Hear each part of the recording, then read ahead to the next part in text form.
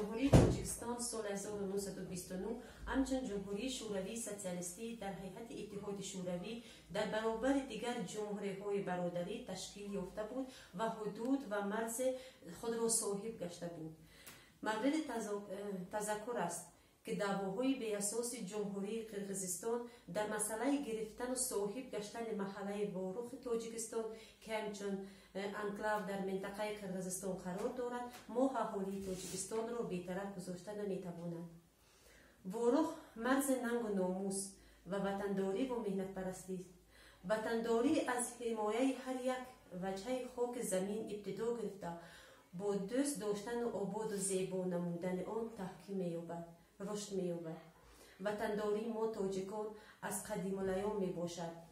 از قیامت و پیشدادی و ساسانیان سر کرده تا کوروش کبیر، اسماعیل سامانی اما صاحب ملک و صاحب مهنت وطندار و فدایی بوده.